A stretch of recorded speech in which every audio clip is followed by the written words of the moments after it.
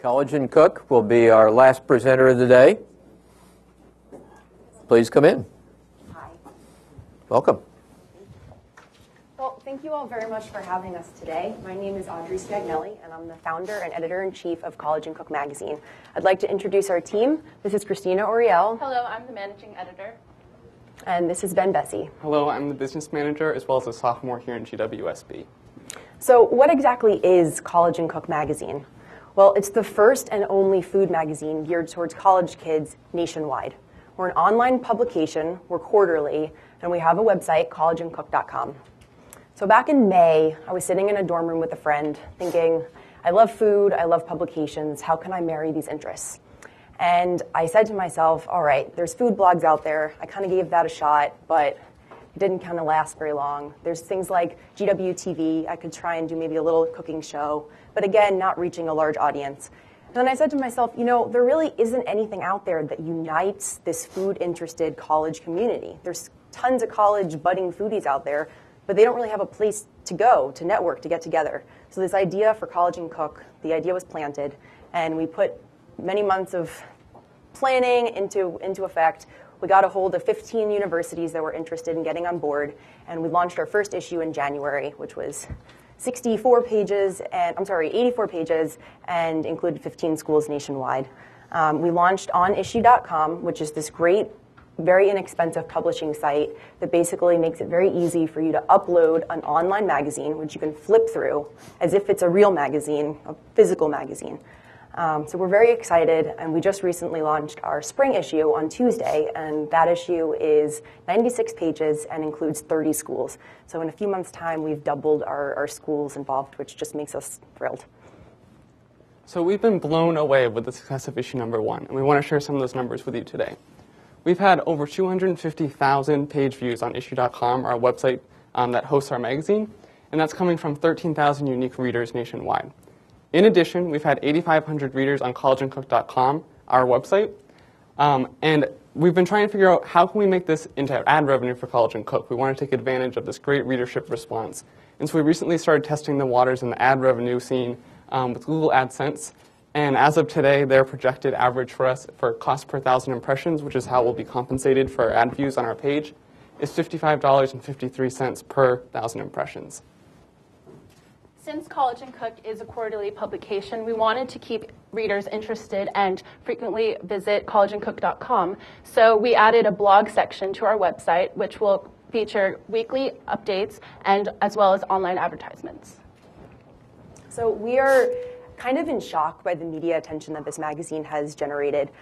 In February, the Washington Post did a feature on us, and Bonnie Benwick, who's the editor of the food section over the Post, wrote a lovely review of our magazine, and we wanted to share this little blib from the article. That particular slice of the population pie, college students in the United States, for starters, is at almost 20 million, which is enough to make media moguls smack their foreheads and wish they'd thought of the concept first.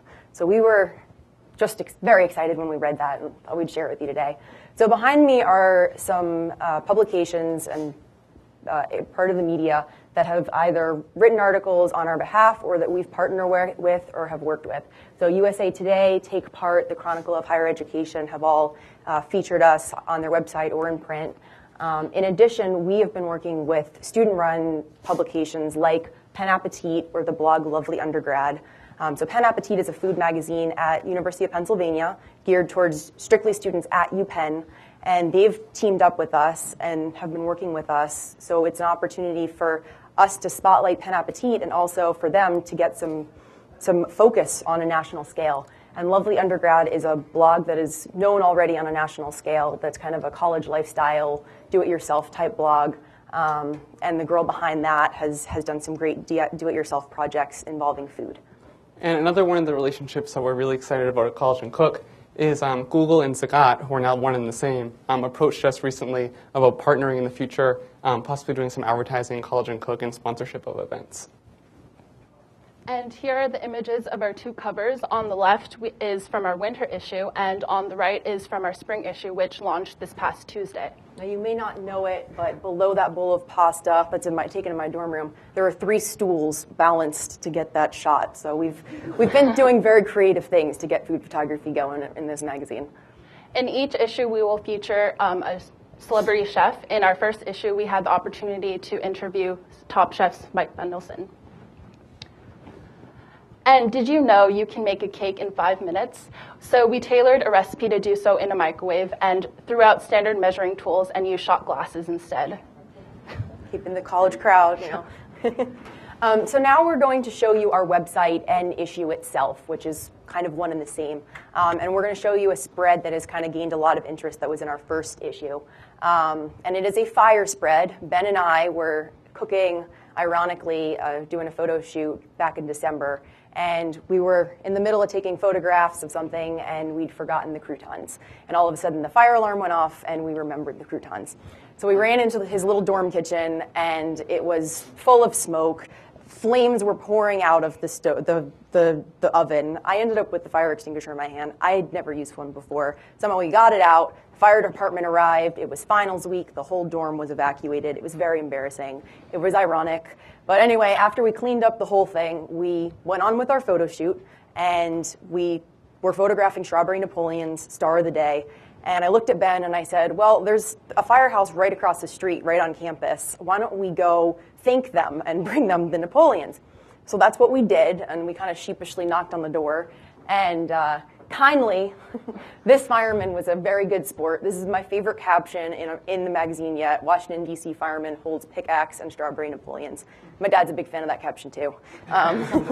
Anyway, it was an opportunity to create a new story, and I think that this is really very representative of who College and Cook is. I mean, we are college kids. We're not claiming to be chefs with degrees. We are figuring things out just like our readers are, and I think that it's just very, very representative of kind of the general community that College and Cook is trying to create with its publication.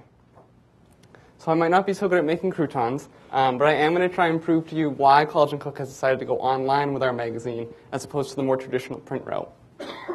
As you can see, a recent publishing from the Columbia Journalism Review showed that of the online magazines that they reviewed, there was a 20% difference between those online magazines that offered all their content for free and those that required a paid subscription, whether it was part of their print issue or if it was all online material behind a subscription wall. And that's what we've decided to do at College and Cook. Everything is 100% free. And again, the revenue that we plan on getting through collegeandcook.com is from ads, not from issue subscriptions. Additionally, of those profitable websites, over 80% indicated that advertising was their #1 source of revenue. Again, that's exactly what we're doing with College and Cook. So you might be thinking, who wants to advertise to college students? They supposedly don't have any money. They're not really that interested in food. Well, that's not necessarily true, as we found. There's 21 million college students in the U.S., and according to the U.S. Consumer Expenditure Survey, they have over $30,000 a year on average of expenditures, of which $4,500 a year on average is on food. This income is expected to see a 16% growth over the next 5 years, which presents a tremendous opportunity for advertisers to get in there and target that audience. Now, 20 years ago, if I'd come to you and tell you we're starting an all-online magazine, you probably would have been scratching your head wondering, what's this all about? But for College and Cook's target audience, college students, this is the perfect opportunity because they, above any other age group, spend the most time online, which means that they're most receptive to online ads, which means they're going to click on them more frequently, they're going to visit that site, and they're going to read the advertisement, which is great for advertisers. So we've selected some target advertisers that we'd like to focus on in the future, and some that we've already begun negotiations with, including Whole Foods, Zipcar, Cars to Go, all advertisers that we think fit very well into college students' lifestyle, and ones that would have tremendous success with College and Cook.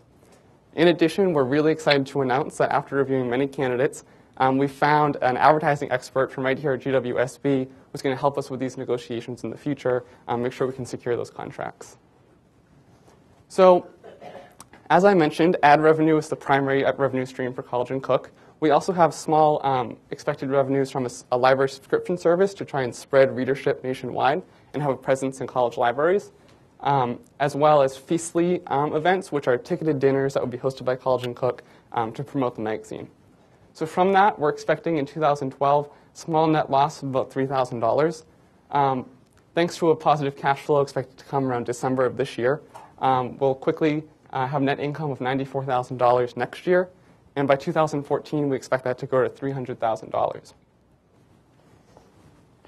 So we're very excited about our low operating costs. Clearly, we're all college kids, and our contributors and our staff are also college kids. We're all trying to build our resumes. So the opportunity to contribute to College and Cook in any way is exciting for students out there. I mean, we have an info@College and Cook email account, and on a weekly basis, a new school and a new student finds out about us and says, I want to get involved. How can I get my school involved? Which is just so exciting for us. So for the future, we will constantly have a stream of free, unpaid contributors that are happy to contribute. Additionally, we have free office space thanks to Social Driver, who had a lot of success in this competition last year. And we have that office space for 2 years, and we're really, really excited about that. It's been very useful for our, and it's been a nice escape to go design down by Chipotle on 20th Street and get off of the campus every once in a while. So we'd like to talk a little bit about our investment needs, and I think that College and Cook today is doing well, but I think that without future investment, we will not be able to expand our audience in such a drastic way quickly. So I'd like to focus on two things, the Campus Ambassador Program and redesigning our website. So with this Campus Ambassador Program, basically we've started to develop relationships with specific schools and students at these schools that would like to get even more involved with our magazine. One way that we were thinking we could do this is actually create on our website a subsection for schools that are involved with College and Cook. So you could basically go to College and Cook and scroll down and pick a school, and they would basically have their own miniature blog that they would be updating. So with this ambassador program, we would kind of select editors-in-chief at individual schools, and they would be in charge of working with other students at their school to post frequently updated content about food-related activities going on at their campus. So in order to do that, we will need to focus a lot on website design. So we'd like to have this Campus Ambassador Program incorporated. We'd like to have a recipe database system set up. And additionally, we would like to have a list of food-interested clubs at schools across the country, all in one list, one easy and sortable list. This doesn't exist. Currently, we're constantly getting emails about these new ideas. Our spring issue featured the Thomas Jefferson Garden, which is at University of Virginia. I'd never heard of it. Thomas Jefferson's vision was to have this garden that only planted edible ingredients. And it didn't happen until a few years ago. But we only found out about that because of an email from someone that had stumbled across our magazine. So I think if we could have a page that would kind of highlight these organizations, this could be a great go-to resource guide for people that maybe want to start a garden at their own school, and now they have someone to get in touch with. So I think, uniting this community in general is really our number one goal. And I think so far we've had success with that, but I think with the help of this competition, we could have a lot more success with that. So what's next for College and Cook? Well, our summer issue is coming out in July. We're already working on the ladder and getting excited about it. As I mentioned, the website redesign is very important.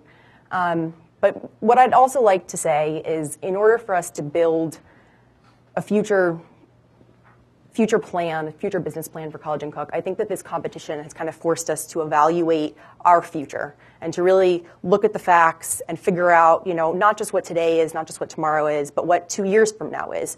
And I think a lot of startups don't necessarily go that route, and I think that it's crucial to think that way, and I think that this competition has really helped us. So I'd like to thank you all very much for your time, and I'd like to thank all of you for being here today. I hope you believe in College and Cook as much as we do. Thank you. Wow.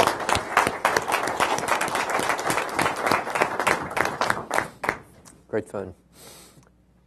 Okay, judges. Who wants to lead off? I will. Jamila. Once you graduate, how will you continue to stay close to the reader and, making sure that the magazine stays relevant to what's going on in the college community? That's a great question. We're all sophomores, and our core staff is primarily sophomores, so we really have a few years to watch this thing grow. Mm-hmm. I can't answer that question 100% clearly for you right now, but the dream is that we'll find students that are freshmen currently or are going to be freshmen next year that are just as excited and want to get involved and will want to take this on and keep it going. And I think because we still have two plus years to watch this guy grow, we kind of have the opportunity to kind of develop relationships with people. So, I don't know exactly what the future is for this magazine, but I think we have the lovely opportunity of having the time to figure it out and to to work out a way to keep this alive. And one of the websites that we actually sort of look to for inspiration with College and Cook is called Her Campus. It's a group of women who got their start in the Harvard Business Plan competition. And they have since graduated. Their website has seen tremendous success. It's about lifestyle things for a college woman. And they've been able to, through having representatives at different campuses, keep that college vibe going for their website and see continued growth and success.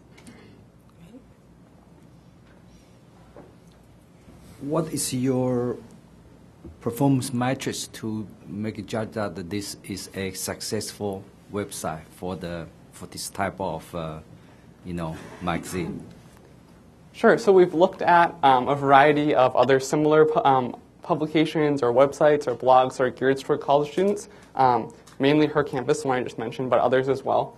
And we've looked at their visitation data over the years, which is available online to the public. And we sort of matched that up with the industry standards for ad revenue rates and what Google has quoted us at. And that's how we've sort of matched up what we expect College and Cook, how we expect College and Cook to perform over the next few years. Mm-hmm. Yeah. You quote the Google $55.30 per CPA. Is that the target you try to get to? So that's what, as of today, that's what our average. That's what Google has given us as an average. The financial projections are actually based on a much more conservative number. That's the industry standard. I believe it's about $6.94 per CPM. Yeah, $55 is very high CPM. Yes, it's that's quite a high CPM. That's why we decided not to use that number for our. So your projection is $6 per CPM. It's about $6, which is Okay. the average for similar publications. Okay. Yeah. Good. Questions? All right, well, thank you very Thank much. you very Good. much. Thank you. Thank you so much.